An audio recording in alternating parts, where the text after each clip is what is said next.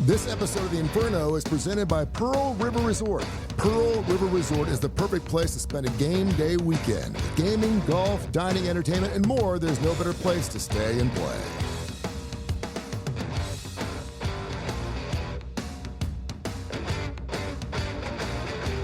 Today's episode of The Inferno, The Rundown, brought to you by Legacy Credit Union. Legacy Credit Union, the official credit union of UAB. This week in UAB Athletics, everything's go. Man, I mean, everything's on right now. That's unbelievable. We'll have Coach's Corner, a hot topic, and Show Me the Money. We'll do it with Trent Dilfer coming up just a few minutes right here on The Inferno. Trent Dilfer here, head football coach of the UAB Blazers. I want to tell you about my friends at Legacy Credit Union. Legacy began as University Credit Union in 1955 and remains committed to UAB faculty, students, alumni, and fans. Not only do they support the Birmingham community, but they are also proud sponsors of UAB and UAB Athletics. Visit LegacyCreditUnion.com and find out why you should become a member today.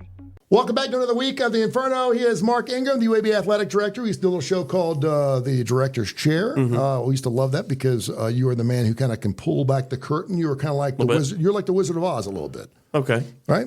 I mean, you get all the answers and you kind of tell people. No, I don't have all the answers. Listen, I can give you an answer. Well, people come to you for answers. And make it up if I'm not completely clear on what the answer should be. So this is one of the glorious times of the year because we have sports that start overlapping a little bit. We absolutely love that because my favorite two, obviously, are basketball and football, not to mention everything else that UAB is into. So I'm absolutely loving this time of the year. And then your first week there in hoops, man, 3 games right off the bat. That's good. We had 3 men's games, 1 women's game, and the football game all at home this past week. Now, this coming week, what's interesting is we have none of that. We have 1 women's game on Saturday at 2 o'clock, Mississippi Valley State, 2 o'clock Saturday afternoon, women's basketball in Bartow. That is our only home event this week. So, this past week, men's basketball lost a tough one to Vermont early, just couldn't make it fall in the ocean, really, had trouble shooting. But, I'll tell you, I want to thank our fans and our students in particular. We had great crowds. We had 3 of the largest crowds that we've had since we played South Carolina. Now I'm talking about non-conference. Yeah. So it's the 3 largest non-conference crowds we've had since we played South Carolina at Bartow, and almost 700 students at the first 2 games and 350 at the last game, which was a Sunday afternoon. And those are numbers for the fans. Those are good numbers for us. That's fantastic. A lot of people. I had an email, info@TonyCurryRadio.net. Of course, you can also go to UABsports.com. There's a little chat on the bottom. You can email us. They wanted to know how many reward miles Mark Ingram gets at the end of the season. Because I don't collect any reward miles. When we fly with the team, I don't get any reward miles there. But that would be nice. This week you had I do more windshield time. I do more windshield time than you can write that off on your taxes. Yeah. You obviously had everything at home, but then you have to have some times, I'm assuming, during the season where you're maybe gone for a week at a time. No. There's too much. There's too many games between men's and women's basketball, and then when it overlaps with baseball and softball, I try to travel with all these guys once. Yeah. But I go to all the away football games, but you can't go to all that other stuff. There's just too many events on the road all the time, and that's all you would do. But I figured you could probably look at something like the dude that takes his kid to every spring training game. He could sit there and look at his itinerary and go, okay, listen, we could do this, and we could do this volleyball game over here, or we could do this, and you don't do that. I don't. I used to work with somebody who that's exactly what they did. This particular supervisor of mine, who I will not share who, but they would look at the schedule and seriously would be like, ooh, women's basketball, they're going to Hawaii, so let's go there. And then men's basketball, they're going to go to Palo Alto, California, and then so-and-so's going down to Miami, Florida. That'll be cold. Oh, that'll be a great time to go to Miami. And they just took all these great trips. And it's like, I know you're just supporting the team. It was a little obvious of the choices that were made, but no, I do not do that. Another question we had, and I know you guys did the teddy bear thing, where you threw the teddy bears, toss, which was a teddy bear, which I absolutely love. It's fun. You do the Children's Harbor game. You're always giving back to the community through UAB. Yep. Christmas, I can't believe it, and I can't believe that Halloween was already 2 weeks ago. It's crazy how fast time is going. What do you have any special things coming up for the holidays? Well, we're also working on something with the Birmingham Community Kitchen to try to get some of the food that is left over after the football games and start to donate that to some of our shelters, because there's too many people, on the streets of Birmingham that are hungry and eating out of trash cans, and there's really good food that's going to waste. And so we're working with them. That's a kind of a new item we haven't made public. We haven't gotten all the details finalized, but something that we're working on. Now holiday related, this is something I was curious to know. We talked about Buc-ee's once before on this show, and I'm curious. I went there the other day to get gas, and I thought, wouldn't it be a fun challenge to try to do all of your holiday shopping just at Buc-ee's? Oh, I mean, just slam dunk. You totally could do it, but could you do it and get away with it without anybody knowing that you did it? Could you buy enough gifts that didn't have the beaver on it to make it obvious that that's what you got? You know what Buc-ee's got going on? Buc-ee's has got the thing going on that when you go there, you end up buying stuff. Just the essentials, like foam cowboy Buc-ee hats. Nuggets. You end up buying things because you're there. Yeah. It's kind of like when you're on vacation, you end up buying little trinkets of things. But I'm starting to I'm trying to think about, I want to get in front of the holidays this year, and I'm thinking, I was there and I thought, boy, would that be something if you could do all of it. So what is something at Buc-ee's that Mark Ingram would like?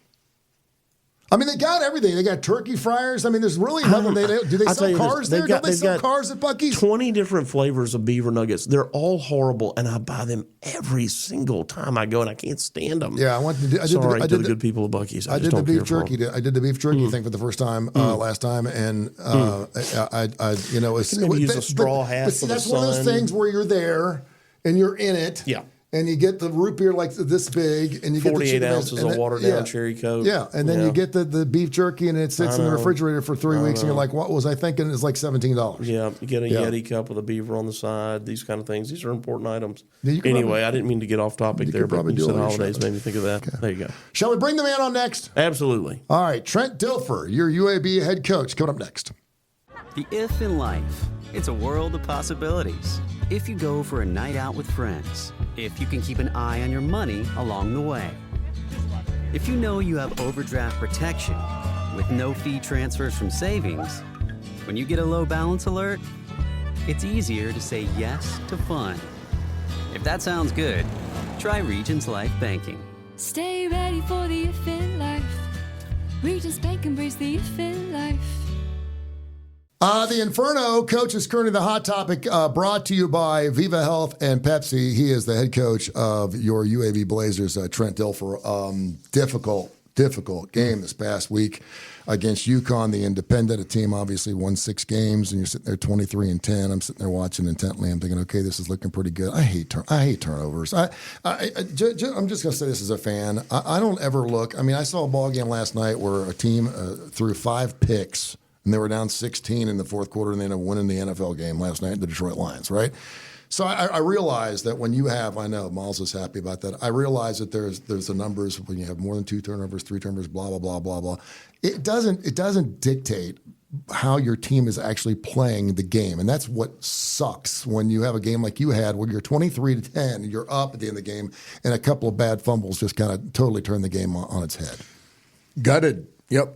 You starts with a first down, and the worst thing is they're on first down, because that's, we're about 7 plays per drive, so that's 21 plays that you're taking away from your ability to play offensive football, and we're playing at a high level, 300 yards in the first half. So the interception's bad decision.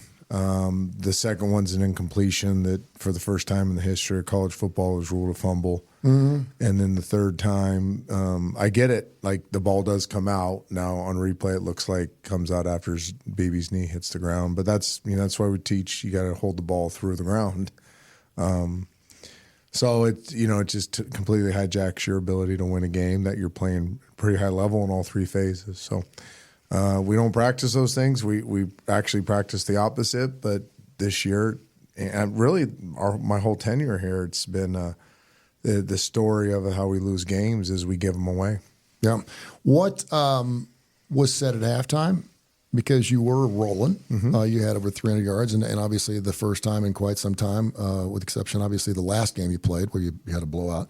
What did you say at halftime as far as in keeping your composure and not having those issues in the second half? And what did you say at the end of the game? Yeah, really halftime was simple. Is do more of that. We're playing at a high level. We're doing all the things we've been taught to do when we practice doing and that we did the week before. So stay in the same mindset, stay aggressive, stay locked in and focused on the adjustments that naturally happen in the second half. And then after the game, when you don't do it, you're looking for answers. And really, after a loss, and I'm getting too comfortable with these, but you're really you're trying to keep your guys together. Yep. And really, the thing I talked about was, anytime you give a game away, it's super easy to start pointing the finger, right? It's because really everybody is at fault. So you start saying, "Oh, it was his fault," because you don't want the pain of looking in the mirror and saying it's your fault.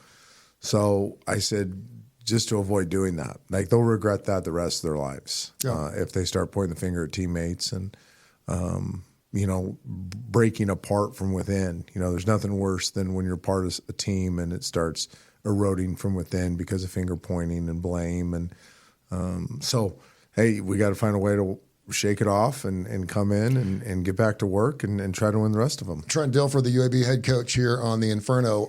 So I'm watching that game and I'm thinking, okay, we get a victory here. We got to win a few more and we're going to be bowl eligible. I was thinking I'm a glass half full kind of guy. And obviously that didn't happen. So for the rest of the season, what do you want to see from your football team from this point forward? Well, there's always something to play for. Obviously, you want to be in a bowl game. There's a lot of reasons you want to go to a bowl, but when that's not realistic anymore, you still got things to play for. You're playing for your family name. You're playing for your institution. You're playing for your seniors. Yeah, your value. You're playing for your seniors. There's all kinds of things you're playing for. You're trying to play for playing time next year. So I think there's plenty to play for. The interesting about having the Battle for the Bones coming up is this is our bowl game. This is your rivalry game. We play for a trophy. You're at their place, which is a bowl venue. It's a national televised game. So there's a lot, especially this week, to get up for. And this group has shown some real resilience in the ability to bounce back. And I don't expect any different this week. In fact, it'll be pretty matter of fact tonight when I get with them. It's like, this is the expectation, to do what you've done all year long and bounce back and have a great week of practice and hopefully go play better. Get it done, man. Amen. Go at it. And we're all behind you and we support you big time. What was your feeling? How did you feel the first time you came into a lot of money in your life? and I would say that now that could be in college, but it's not in college anymore. Now a guy could come into $1 million in college. And I'm not going to ask you specifically. I remember Aldo Greco used to do a show with him for almost 15, 20 years, and he was telling me the first time he signed like $1 million deal, and he's like, oh my gosh, it's $1 million deal. You're going to get like an $800,000 bonus. Do you remember how you felt the first time that you had more money you ever had in your life? Yeah, my wife and I were married in college, and we lived off $471. That was my Pell Grant and stipend. And then she actually stopped swimming. She was a college swimmer. She stopped swimming, got a job where she made $1,000 a month coaching and went to school. So we were living off about $1,400 a month, and we felt great. Like that was plenty of money. And then when I got drafted, back then you signed these massive trading card deals. You sign your these licensing deals, and I can't remember if mine was a Donruss or Topps or one of those, and it was a couple $100,000. And I remember getting the money, and it was like in my bank account.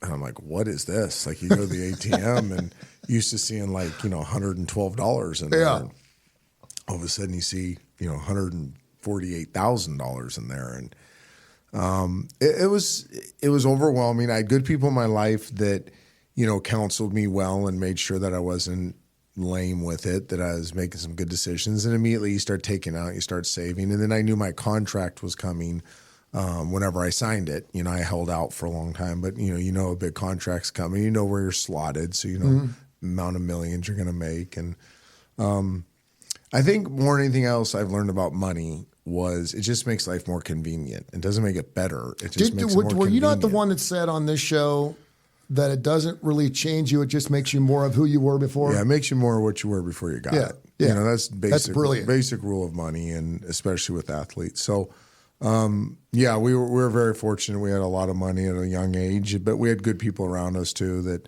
like I said, that helped us make wise decisions and make sure you don't have a ton of cash on hand. I think that's a big thing I try to tell young athletes who are going to have a lot of money is, that's fine. Have a lot of net worth. Don't have a lot of cash. Sure. Right? Yeah. You have cash, you're going to spend it. Yeah. Charles Barkley was on our show numerous times, and he was in town for an uncle's funeral in Hueytown. And I didn't know this uncle real well, and he said, the only reason I'm here for this uncle's funeral is because he's the only guy in my family that didn't ask me for anything. Yeah. And he went on to talk about not only his gambling habits, about how he goes to play blackjack, two hands, $25,000 a piece. He gets through $1 million, and when he gets through $1 million, it's over, or he'll get up $3 million, he'll walk away from the table. And he said, when I first got real rich and got my first really big deal with Philadelphia and then another one, Phoenix, and I was making more money with TNT he's ever made in his life. It's amazing. He said, I sat down with everyone that I thought I knew and said, listen, I'm going to give everyone what they want as long as it's not crazy. But don't ask me again because I know it's coming. But don't ask me again. And he said, I swear 99% of those people came back and said, hey, you know that $25,000 you gave me? I just need a little bit more, blah, blah, blah. And he just he's like, it just ruined so many things in his family. What did you do when your family knew that you came into some money? We wanted to help them. So my mom, I was able to let my mom retire. She was an educator for years. So we paid off all their debt. She worked for my LLC, so she was able to make enough money to retire. We were able to help my sisters, bought them all cars. We paid for one of my sisters' full education at the University of San Diego. So, nice. That's big nut. Helped with the in-laws on stuff, but we did things because we wanted to. They never really asked. And then we've always believed in being generous to the communities we live in, and have given lots of money away that way. But it is an issue, and I've seen a lot of teammates faced with it, and I was faced with it, and people keep coming back for more, and they feel like because they had some role in your success, which is fair, it takes a village, that they deserve some economic reward from it. And you find yourself having to learn at a very young age how to say no with grace, but I've seen a lot of athletes really, really struggle. A lot of my teammates have really struggled saying no to their families, and it guts them. Their families end up bleeding them dry. And that's the thing about professional athletes is, you're making a lot of money, but you're making for a short amount of time. Yeah. And if you're smart, when you're young, you take a lot of the money you make and you put it away for future wealth, and you don't spend it. That's why I say I think the two biggest things you can learn as a young athlete are, one, to set a budget, right? And then only have at hand what you need to live by that budget, and then be very wise with your financial planning for the future, because you may only play 2 years, 3 years, 4 years, 6 years. You got to make sure that you've put yourself and your family in a position where you don't go from rich to broke real quick. Like Joe Burrow only lives off his endorsements. Yeah. A lot of guys have moved to that formula. And that wasn't always like that. I mean, endorsements weren't really there until the shoe thing came about, and now all of a sudden, Shaquille O'Neal selling everything along with Snoop Dogg. It seems like I can't see a commercial without those guys. So what would you say to some of these youngsters who are now coming into hundreds of thousands, if not millions of dollars? First of all, you got to pay taxes on that stuff. Yeah. But you got a lot of 18, 19-year-old kids who are coming into some money from inner city schools that had never seen more than a $20 bill in their pocket, and all of a sudden they're being showered with things. They're driving Mercedes-Benz. Listen, part of me says, whenever I say to myself, I deserve this, I know I'm in trouble. You deserve this. No, you really don't. And you brought up something really interesting.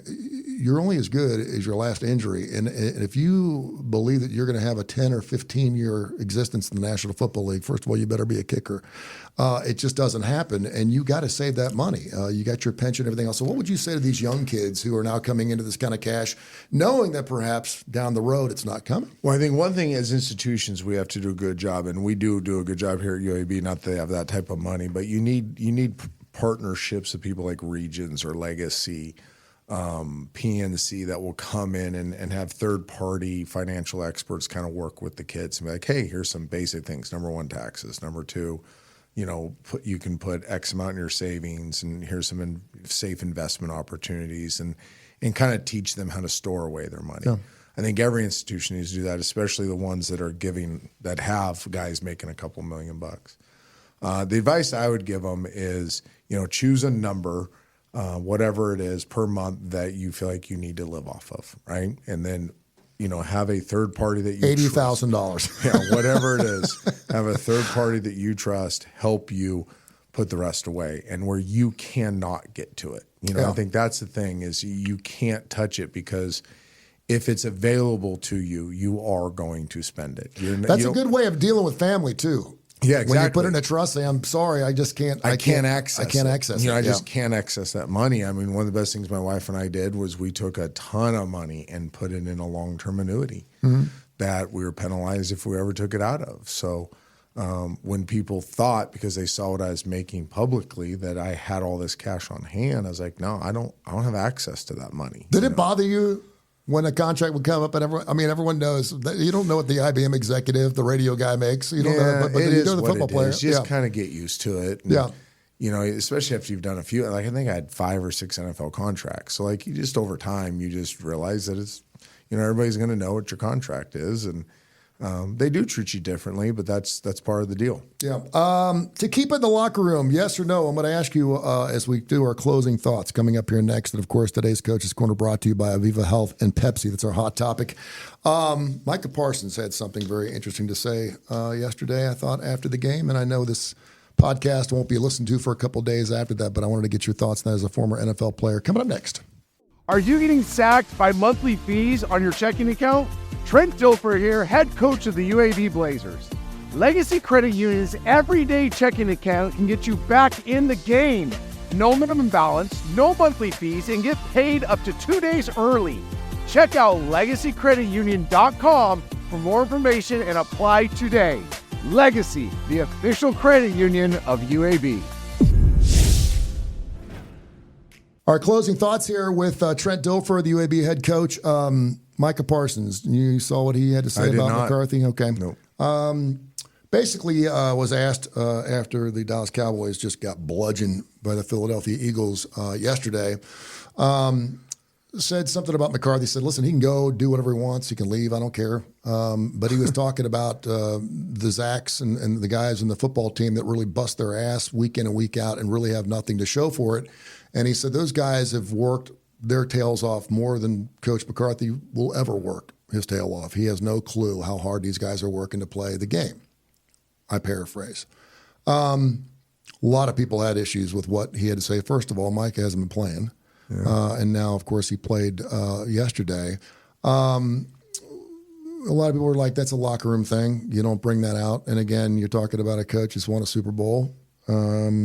And I think a lot of people thought he's going back to 12-win seasons, so he's gotten it done at Dallas, and obviously there's a lot of injuries, and now Dak is out.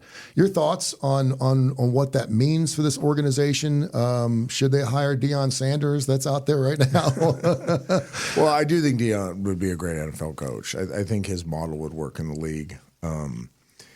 But Coach McCarthy's been a successful coach for a long time, and he has worked very hard. And I think the thing you have to be a coach. You have to both play and coach to realize there's a different type of hard work. Mm-hmm. Sure, he hasn't laid it on the line physically like some of those guys are doing, but Coach McCarthy, in his early days was famous for being the hardest working coach in all of football, working 22, 23-hour days, sleeping in the office. So there's a different type of work ethic that a coach takes. I think anytime players start talking about internal business, it's bad for the program. It's just bad. There's nothing good comes out of it. I think you have to start educating your players that at a young age, because a lot of them feel like they are brands and they need to speak to their people and they get encouraged to do so. But that hurts teams. Anytime it comes out of the intimacy of the locker room, it's going to be bad for you. It never goes good. Like I can't think of one time it's ever gone good in my years and years being around football.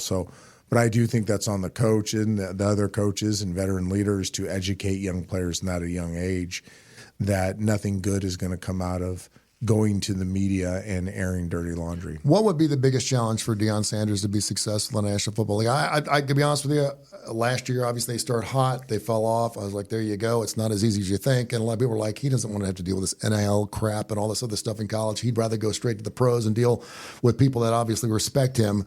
Would he be successful? What would be his biggest challenge? He'll be successful because he treats his people well, and you have to treat your people well. He'd have to hire really strong coordinators because he's more the CEO type. He doesn't lean into defense, lean into offense. He's not going to call plays. So you got to hire really strong coordinators that are aligned with you. And I think that's something that a lot of coaches in the NFL, college, the mistake they make is they go hire somebody because an agent tells them he's really good, or you might have watched him on TV be successful, but you don't know the why behind it. They kind of got to be your kind of guys and be aligned and believe philosophically what you believe in. I think Deion does a great job with accountability. I think in the NFL it's something that the good teams do have still, is they still have accountability to one another.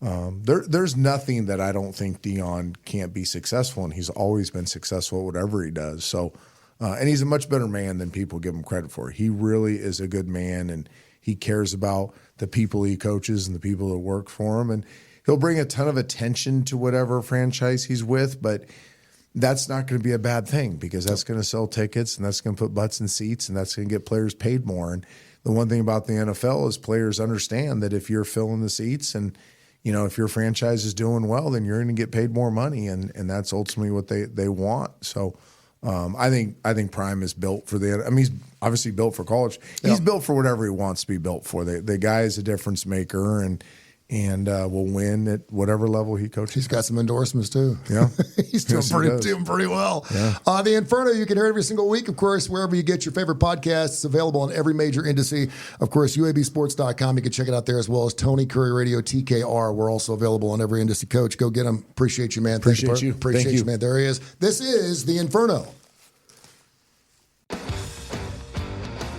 This episode of The Inferno is presented by Pearl River Resort. Call an early weekend and head over to Pearl River Resort, where it's always no work and all play at Silverstar, Golden Moon, and Dancing Rabbit Golf Club. And be sure to catch the big game excitement at Timeout Lounge. This has been a special presentation of Tony Curry Radio.